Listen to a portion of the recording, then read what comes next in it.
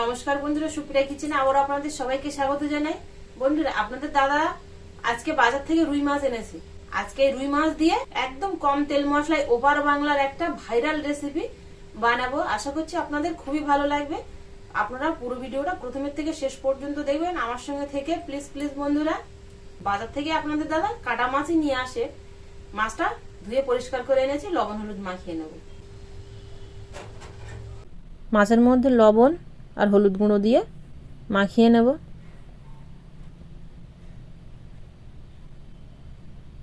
গরম সরষের তেলের মধ্যে মাছগুলো দিয়ে লাল করে ভেজে নেব।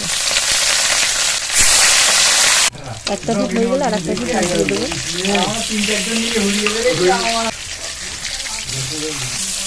মাছগুলো দেখুন এরকম লাল করে ভাজা হয়ে গেছে, এবার তুলে নেব। আলাদা একটা ডাবুসের মধ্যে 1 চামচ কালো সর্ষে আর সাদা সর্ষে নিয়েছি, হালকা করে একটু ভেজে নেব যাতে গুঁড়ো করে নিতে পারি। দেখুন পটপট করে আওয়াজ হচ্ছে, হয়ে গেছে, নামিয়ে নেব।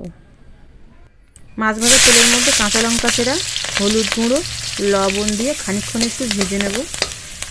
ধনে পাতা দিয়ে দেবো আর দিয়ে আরও খানিকক্ষণ একটু ভেজে নেব, তাহলে ফ্লেভারটা খুব ভালো আসবে ঝোলের মধ্যে। এবার জল দিয়ে দেবো।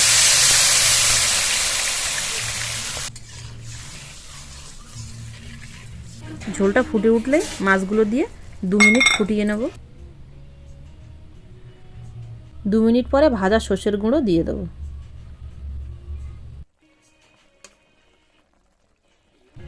সব শেষে ধনে পাতা দিয়ে নেড়েচেড়ে নামিয়ে নেব। রান্নাটা হয়ে গেছে, নামিয়ে নেব।